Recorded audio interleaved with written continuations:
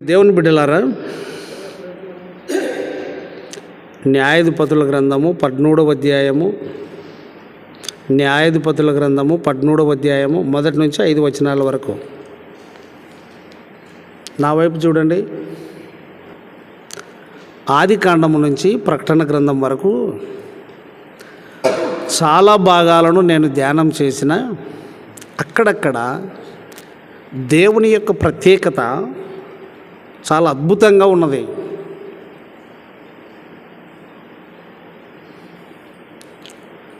ఇప్పుడు చదివినటువంటి ఈ లేఖన భాగము, కుమారుడు పుట్టక మునిపే తల్లి ఎట్లుండాలనో, కుమారుడు పుట్టక మునిపే ఆ పుట్టబోయే కుమారుని కొరకు తల్లి ఎంత జాగ్రత్తగా ఉండాలనో హెచ్చరించాడు.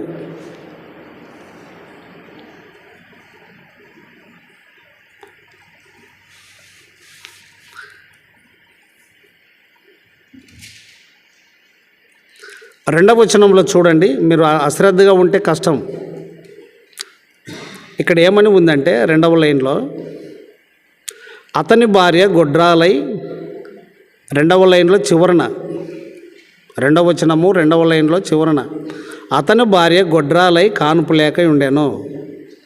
యెహోవా దూత ఆ స్త్రీకి ప్రత్యక్షమై, ఇదిగో నీవు గొడ్రాలవు, నీకు కానుపు లేకపోయాను, అయితే నీవు గర్భవతివై కుమారుని కందువు, కాబట్టి నువ్వు జాగ్రత్తగా ఉండి ద్రాక్షారసమునే కానీ మద్యమునే కానీ త్రాగకుండుము. ఇంకా బిడ్డ పుట్టలే. అపవిత్రమైన దేనినైనను తినకుండుము. బిడ్డ పుట్టలే, ఇంకా కొడుకు పుట్టలే. నువ్వు గర్భవతివై కుమారుని కందువు, ఇంకా బిడ్డ పుట్టలే. తల మీద మంగళ కత్తి వేయకూడదు, ఇంకా కొడుకు పుట్టలే. ఆ బిడ్డ గర్భమున పుట్టినది మొదలుకొని దేవునికి నాజీరు చేయబడిన వాడై ఫిలిష్తీయుల చేతిలో నుండి ఇశ్రాయేలీయులను రక్షింప మొదలు పెట్టునని ఆమెతో అనెను. పిల్లల విషయంలో తల్లిదండ్రులైన వారు ఇహ సంబంధంగా అన్ని విషయాలలో శ్రద్ధ తీసుకుంటారు, కానీ ఆత్మీయంగా శ్రద్ధ తీసుకోరు. లక్షలు వేలు బట్టలకు ఖర్చు పెడతారు, లక్షలు డొనేషన్ కడుతూ చదివిస్తారు, మంచిగా క్రైస్తవులని చెప్పుకునే వాళ్ళలోనే. కానీ ఆధ్యాత్మిక విషయానికి వస్తే, దేవుని మార్గానికి వస్తే శ్రద్ధ లేదు. వాళ్ళ బ్రతుకులను గురించి వాళ్ళకే శ్రద్ధ లేదు. తల్లిదండ్రులకు పిల్లల్ని ఏం పట్టుకుంటారు?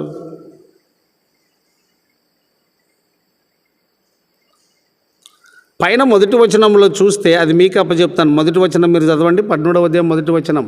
అందరూ గట్టిగా చదవాలి.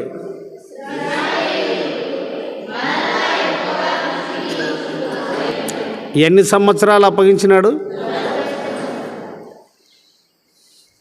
వాళ్ళను విడిపించడానికి నీ గర్భమున ఒక బిడ్డ పుడతాడు, కాబట్టి జాగ్రత్తగా ఉండాలి. నువ్వు బిడ్డ పుట్టక మునిపే తల్లికి పరిశుద్ధంగా ఉండమని చెప్తున్నాడు.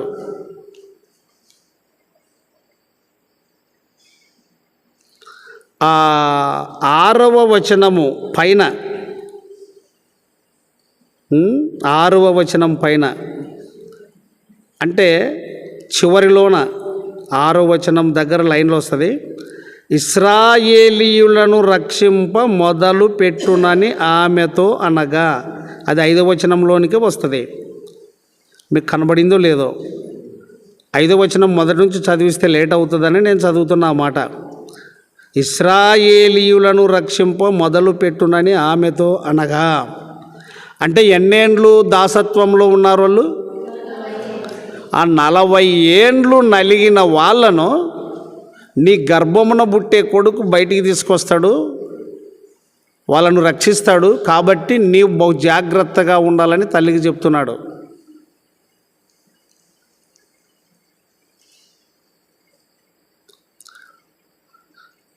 జకర్యా ఎలిజబెతుల విషయంలో కూడా కడు వృద్ధులైనప్పటికీ, వారు బహువృద్ధులైనప్పటికీ పుట్టబోయే కొడుకు సంగతి చెప్తాడు. పుట్టక మునిపే దేవుడు అన్నీ చెప్తున్నాడు. దావీదుకు చెప్తున్నాడు,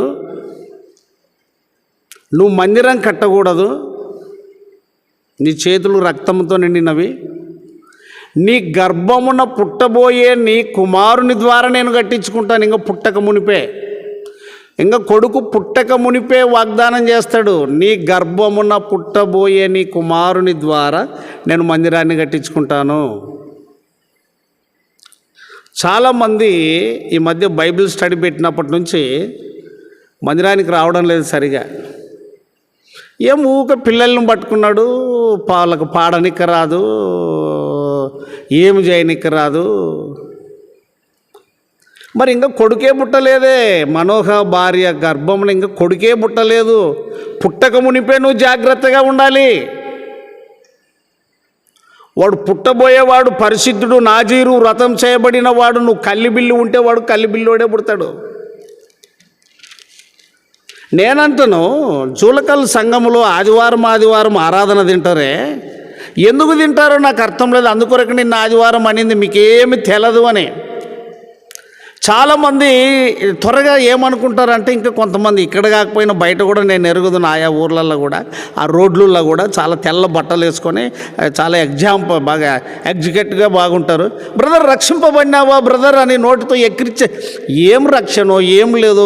ఇంట్లోనే రక్షణ కార్యాలు ఉండేలేవు, ఇంట్లోనే ఇష్టం వచ్చినట్టు ఉంటారు. బయట మాత్రము కోవిల కూసినట్టు కూస్తారు కూతలు. ఎవడు కూయమన్నాడు ఆ కూతలు నిన్ను?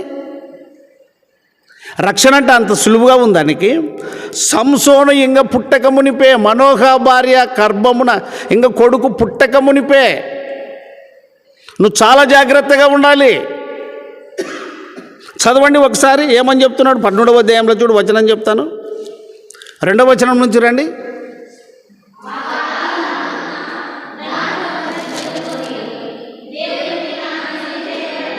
ఆగండి. ఆమె ఎట్లుండాలా? పరిశుద్ధంగా ఉండాలా. పుట్టినాకనా పుట్టక మునిపేనా? దానిలోనా పుట్టినాక పుట్టక మునుప? మరి ఏం అర్థమే చేసుకుంటారో, ఏం వాక్యం వింటారో. మరి నేనైతే పాడనికనే వస్తుండలేదు మరి చిన్నగా ఉన్నప్పుడు. నేను అంటాను, ఇడు పుట్టి 7 ఏళ్ళలో పడినాక, ఇంకా లేక 6 నెలలు దాటినాక 7 నెలలు పడినాక ఇంకా ఉరుకులాడి నీళ్ళు మోసినాడా? ఇటుకర్రా, ఇడు ఉరుకులాడి నీళ్ళు మోసినాడా? ఒకటేపారు ముద్దలు బూదినాడా? చూసిలేరా మీరు? ఇవన్నీ ఏం చెప్పరు, కూర్చున్నారా? ఇడు 7 నెలలకే నిక్కర దొడుకున్నా, నా నిక్కర లేకుండా బయటికి వాడన్నా. అర్థం లేని కూతలు మరుగుతారు. అసలు నీకు రక్షణ అనేది తెలిసిందా? నువ్వు నిజంగా రక్షింపబడి ఉంటే నీ కొడుకు ఇంట్లో పండుకుంటే ఎట్లుంటావు? తనలన్నా తింటావు, కానీ నువ్వు ఊకరాలే వీటికి. మరి నీ ఈడు మోకాళ్ళ మీద పోతు రా రా రా రా రా రా అంటుంటే ఈడు కొట్టుకుంటూ దుముక్కున కింద పడడము, మూతి నేలకు కొట్టుకునడము, ముక్కు డోక్కునడము, ఆ నేలకు కొరుక్కునడము, పెదవు కొరుక్కునడము, మళ్ళీ ఏమో మా బుజ్జే మా కోడే అనడము, మళ్ళీ పోపు అనడము, మంచం పట్టేయడము, వాడు పోతు మరి మంచం కాడ కింద పడడము, కట్ట పట్టుకొని అనడము. ఇవన్నీ చేయలేదా ఈడు? ఎంత హెచ్చులున్నాయండి. ఏం నేర్చుకున్నావు నువ్వు?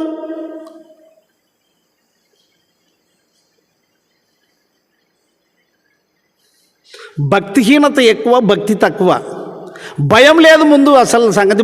భయం ఉంటే ఇట్లా ఎందుకు మాట్లాడ? నువ్వు అంత చక్కగా చదువుతావా బైబిల్? రోజు వచ్చి నేర్చుకోకూడదాను? చూడు ఎప్పుడు ఏమి అనేది. నేను మీకు ఒక్కరు చదువు, దానిలోనే చదువు. ఏమంటాడు? న్యాయాధిపతులు 13వ అధ్యాయంలో 3వ వచనం చదువు.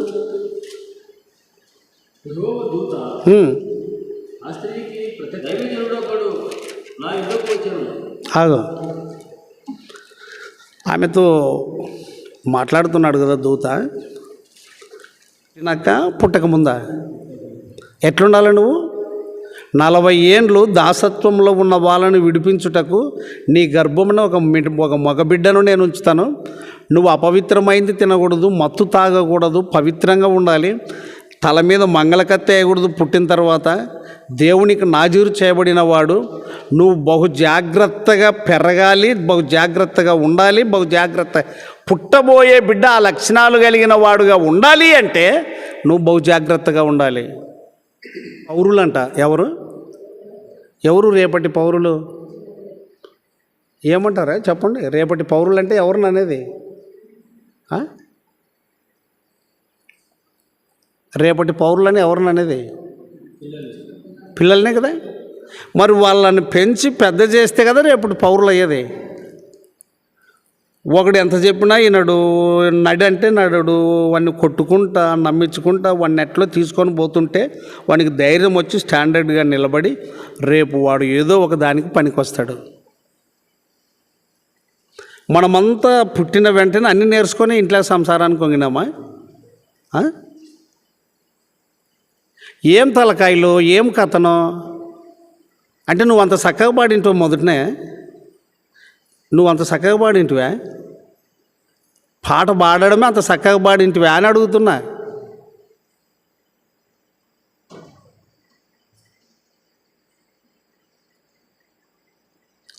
చాలా ఆశ్చర్యం అవుతుంది.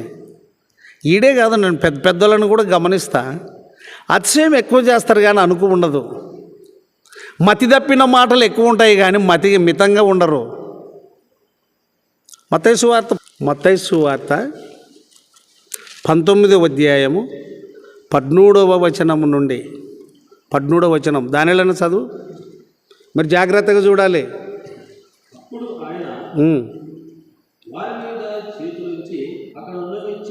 అక్కడ నుంచి లేచి మరి ఒక వ్యక్తి ఒక పని చేస్తున్నాడంటే నువ్వు చూసుకుంటూ పోవాలి. ఓకే,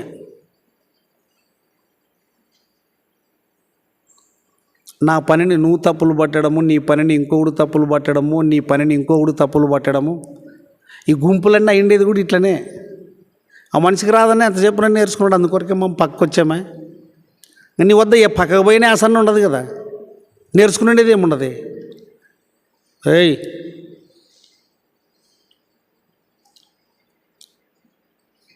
నేర్పు అనేది జీవితాంతం సాలకొస్తుందప్ప.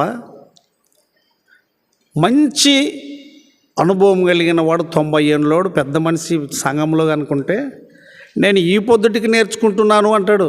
90 ఏళ్ళు వయసు ఏమంటాడు?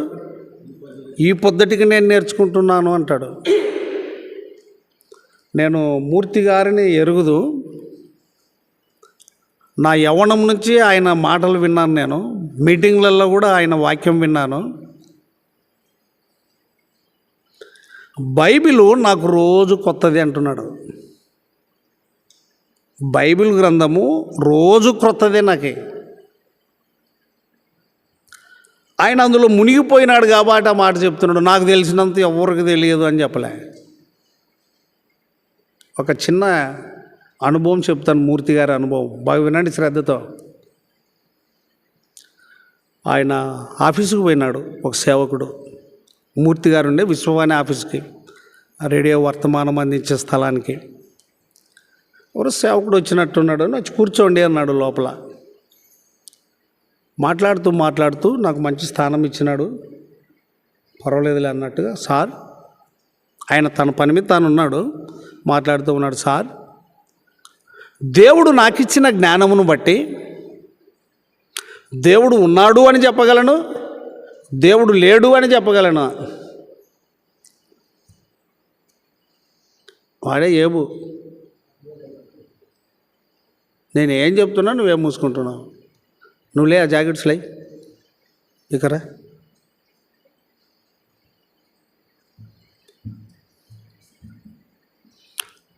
ఆ సేవకుడు ఏమంటున్నాడంటే, దేవుడు నాకిచ్చిన జ్ఞానమును బట్టి దేవుడు ఉన్నాడు అని రుజువు చేయగలను, దేవుడు లేడు అని రుజువు చేయగలను అని మాట్లాడినాడు పెద్ద మంచి దగ్గర. బ్రదర్, నేను సరిగా వినలేదు, మళ్ళీ చెప్పండి అన్నాడు. దేవుడు నాకిచ్చిన జ్ఞానమును బట్టి దేవుడు ఉన్నాడు అని రుజువు చేయగలను, దేవుడు లేడు అని రుజువు చేయగలనని మాట్లాడినాడు. ఆ ముసలోడు రోషముతో ఆ కుర్చీ మీద నుంచి దిగ్గున లేచి first your please get out అని చెప్పినాడు, ఇక్కడ నుంచి లేచిపోన్నాడు. ఉందా నీకు ఆ రోషం? అరే నీ బతుకు 50 ఏళ్ళు దాటలేదు, రకరకాల తిప్పలు పడతావు. ఈ వాక్యాన్ని ఇట్లా కలుపుతావు, ఆ వాక్యాన్ని అట్లా కలుపుతావు, అర్థం కాకుండా చేస్తావు, నేనే పరిశుద్ధుడు అంటావు. అంత కోతి శాస్త్రాలు ఇల్లుళ్ళు ఉంటాయి. ఏం కూతలు మరుగుతారు, ఏం నేర్చుకున్నారు, ఏం చేస్తారు మీరు? ముసలోడు మరి 2 రకాలుగా అంట. దేవుడిచ్చిన జ్ఞానం అంట ఉన్నాడని చెప్తాడంట, దేవుడు లేడని కూడా చెప్తాడంట. నువ్వు లేచిపోరా ఇందు నుంచి అన్నాడు ముందు. దానియేలు గ్రంథము 1వ అధ్యాయము బాగా చూడండి, నేను చదువుతా. 3వ వచనం నుంచి పెద్దోళ్ళు బాగా గమనించండి. రాజు అస్పేనజు, మళ్ళా చదువుతా. రాజు అస్పేనజు అను తన నపుంసకుల అధిపతిని పిలిపించి అతనికి ఇలాగు ఆజ్ఞాపించెను. ఇశ్రాయేలీయుల రాజవంశములలో ముఖ్యులై లోపము లేని సౌందర్యమును సకల విద్యా ప్రావీణ్యతయు జ్ఞానమును కలిగి తత్వజ్ఞానము కలిగిన వారై రాజు నగరనందు నిలవదగిన కొందరు బాలురను రప్పించి కల్దీయుల విద్యను భాషను వారికి నేర్పుము. మరి చదువుతాను, గమనించండి. 3వ వచనం నుంచి మీరు బాగా దృష్టి పెట్టాలి. రాజు అస్పేనజు అను తన నపుంసకుల అధిపతిని పిలిపించి అతనికి ఇలాగూ ఆజ్ఞాపించాను. ఇశ్రాయేలీయుల రాజవంశములలో ముఖ్యులై లోపము లేని సౌందర్యమును సకల విద్యా ప్రావీణ్యతయు జ్ఞానమును కలిగి తత్వజ్ఞానము తెలిసిన వారై రాజు నగరునందు నిలువదగిన కొందరు బాలురను. బాలురంటే ఎవరన్నా? ఆనందమన్నా, బాలురంటే ఎవరు? అమ్మాయి బాలురంటే ఎవరు? సువార్తమ్మ బాలురంటే ఎవరు? పిల్లలేనా?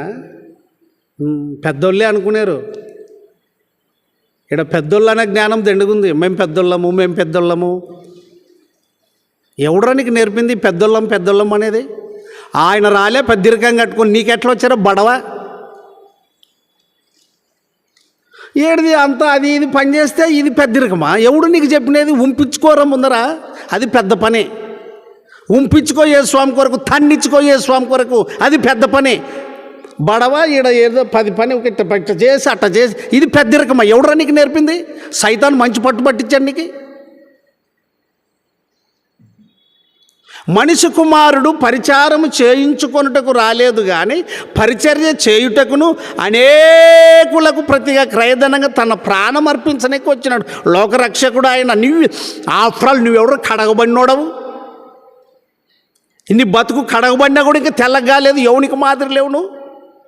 ఆయన సేపించుకునికి రాలేదు, ఈ వీధుల్లో ఈడ్చుకొట్టినారు ఆయన్ని. నువ్వేడు దొరవు నీలిగుంటావు, నిమ్మకాయలక్క సింతకాయలక్క. 4వ వచనము 2వ లైన్. 4వ వచనం 2వ లైన్.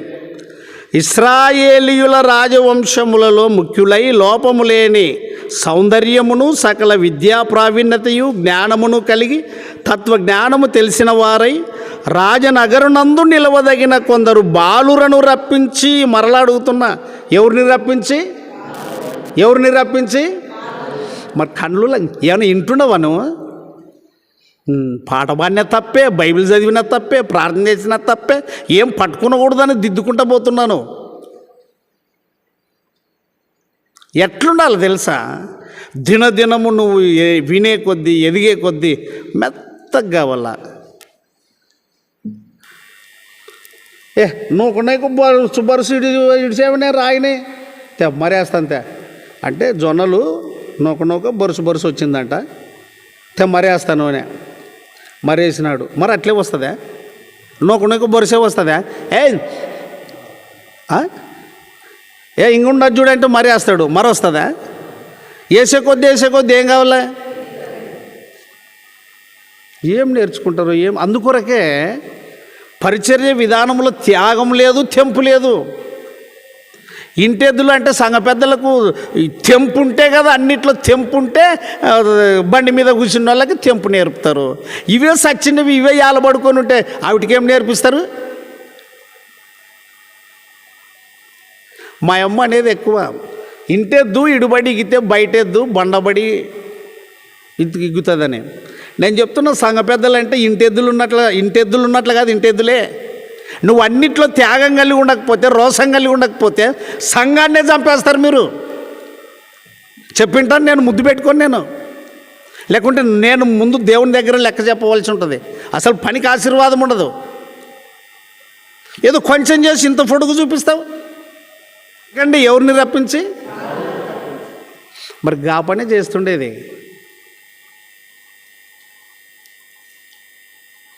ఇప్పుడు మన యూత్ అంతా కూడా మందిరానికి రాకుండా ఉండడం ఏమిటంటే, ఇట్లాంటి అభ్యాసకరమైన కార్యాలు లేకపోయినందుకే ఇంకా అలవాటు లేదు. నువ్వు పిలిచింది ఇంకా లోన్ వచ్చిన వాళ్ళు తప్పులు పట్టుకుంటుంటావు. అసలు నువ్వు నేర్చుకుని ఉంటే కదా, నువ్వు నలిగింటే కదా. బాలురను రప్పించి 5వ వచనం దగ్గర కల్దీయుల విద్యను భాషను వారికి నేర్పుము ఉందన్న మాట ఉందా? 5వ వచనం దగ్గర, 5వ వచనం దగ్గర కల్దీయుల ఉందా? చదువు, ఆ మాట చదువు. అదే మొదటి అధ్యాయం, దానియేలు మొదటి అధ్యాయము చదువుకుంటూ వచ్చినాం. 5వ వచనం దగ్గర, అది కూడా 4వ వచనంలోకే లెక్క. 5వ వచనం దగ్గర కల్దీయుల విద్యను మళ్ళీ చదువు. కల్దీయుల ఎవరికి నేర్పాలా? అది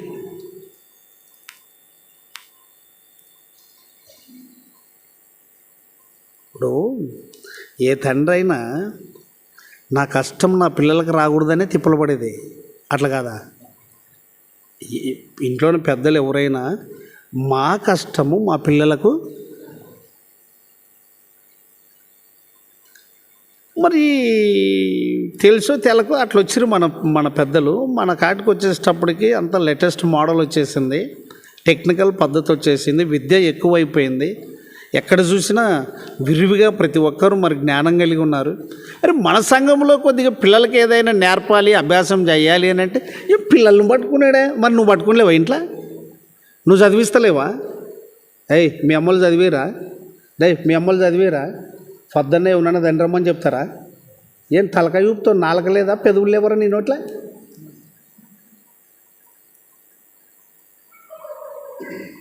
చాలా విషయాలు ఉన్నాయి అందులో, చాలా విషయాలు ఉన్నాయి.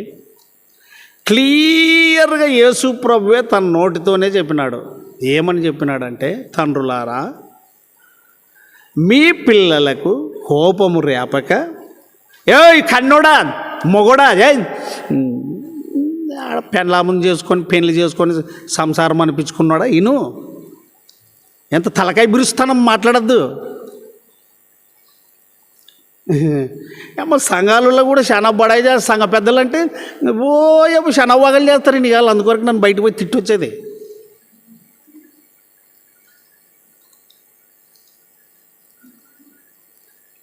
అస్సలు సంగతి చెప్పాలంటే సంఘానికి గాసగాళ్ళు అనే సంగతి మర్చిపోయినారు. సంఘ పెద్దలు ఎవరికి గాసగాళ్ళు? ఇంకా చిన్న చర్చిలో నుంచి కూడా నేను మీకు గాసగా నేనే. ఆయన దాసుడుగా వచ్చాడు, దాసుడుగా. నువ్వెవడో కొన్ఫుసగాడు సంఘంలో హెచ్చులు చేయనిక? నువ్వు చెడిపోయి ఇంకొక తా చెడిన కోతి వనమంతా చెడిచాను అన్నట్టుగా.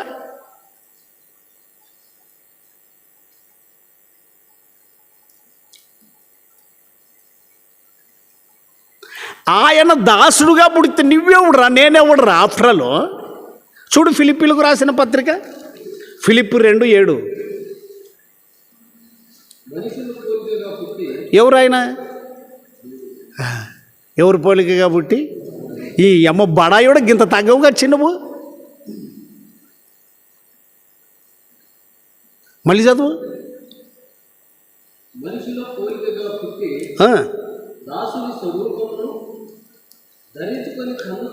ఉండు నిదానంగా పోదాము.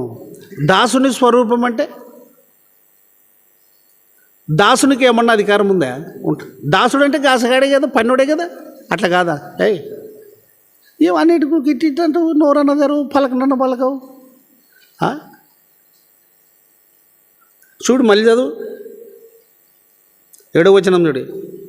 మనుషుల పోలికగా పుట్టి దాసుని స్వరూపమును ధరించుకొని తను తాను రిక్తుడుగా చేసుకొనెను. రిక్తుడు అంటే రిక్తుడు మీకు అర్థమయ్యాక చెప్తాను. మనం అప్పుడప్పుడు పాట పాడతాం. రిక్తహస్తములతో రావలదు ప్రభు కడకు. రిక్తహస్తాలంటే ఒట్టి చేతులతో రావద్దునే. అంటే ఆయన అన్ని విధాల అర్హత కలిగినోడై ఉన్నప్పటికీ నిన్ను నన్ను రక్షించుటకు అర్హతలన్నీ పక్కకు పెట్టి మనుషుల పోలికగా పుట్టి దాసుని స్వరూపము అంటే ఏం లేనోడు, ఇక చెప్పిన మాట వినాలంతే.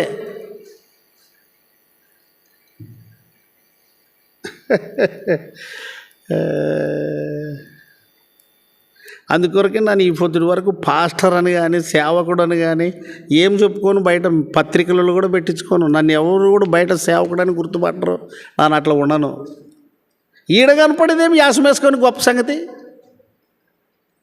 మనుషుల ముందు యాసం వేసేదేం గొప్ప సంగతి. మన పౌరస్థితి ఆడుంది. పౌలు క్లియర్గా చెప్పాడు ఆ మాట. ఆడ కనపడేకి చూడరా నాయన, ఈడ ఏంది మనుషులు ఎదురుగా. Praise the lord. కోవిల, ఇదొక కోవిల భాష. ఏం బ్రదర్, ఇదొక కోవిల భాష. ఈ మాటలో ఒకటే వచ్చినా నాలుక మెదుగు ఉండాలనా మరి నీ కుటుంబం పట్ల, పిల్లల పట్ల, భార్య పట్ల నీ నాలుక ఎట్లా ఒక బయట ఏం బ్రదర్.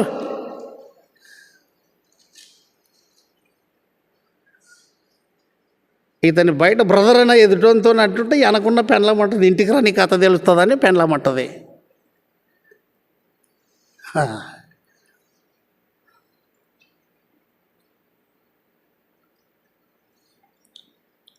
మనుషుల పోలికగా పుట్టి దాసుని స్వరూపము ధరించుకొని తన్ను తానే రిక్తునిగా అంటే ఏమి లేని వానిగా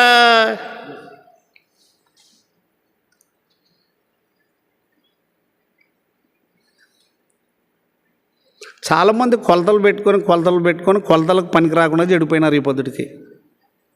అరే ఊక నువ్వు ఆయన గాసగాని తీరు పని చేసుకుంటా బతుక్కుంటా ఇతరులకు మాదిరిగా బతుకు ఎంత నెమ్మది ఉంటుందో, ఎంత సంతోషం ఉంటుందో, ఎంత సమాధానం ఉంటుందో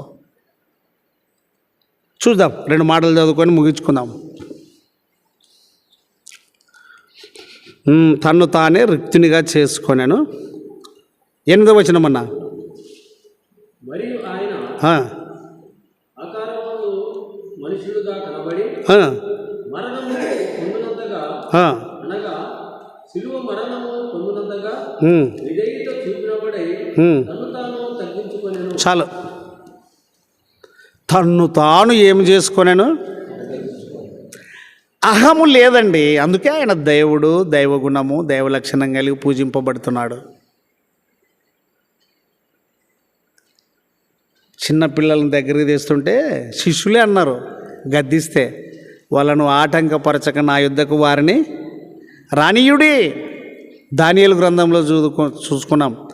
ఆ నపంసకుడైన ఆ పెద్ద మనిషిని పిలిచి బాలులను రప్పించి కల్దీయుల భాష, ఇంకొకరి భాష నేర్పించి లోపం లేనటువంటి వారిని బాలులను రప్పించి వారికి నేర్పించి,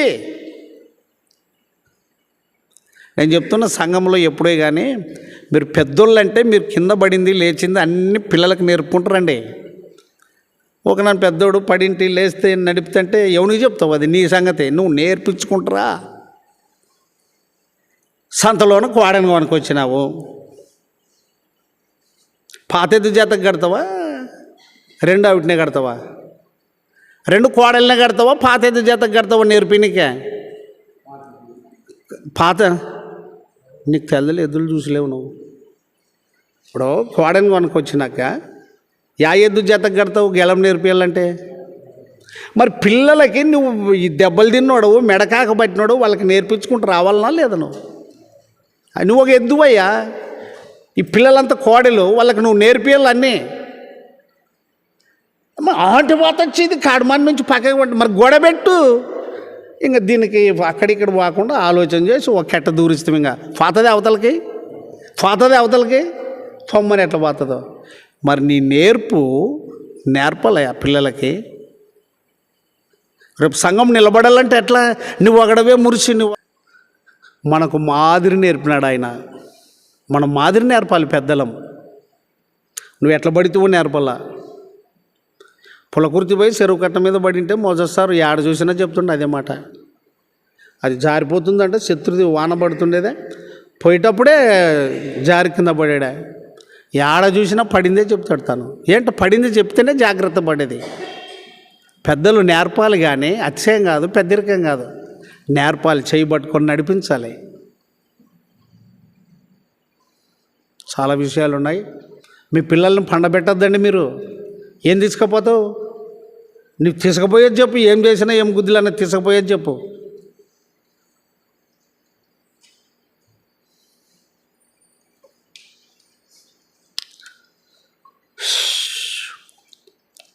ఒక ప్రార్థనకు వచ్చేది దయ్యం కూడా వస్తుందమ్మా.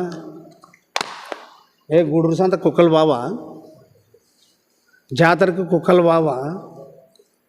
ప్రయోజనమేం? నువ్వు రక్షింపబడ్డావంటే నీ భర్తను గురించి చింతలే, దినం ప్రార్థన రాకపోతే చింతలే, నీ పిల్లలు రాకపోతే చింతలే. అందరు లేచి నిల్చుందాం.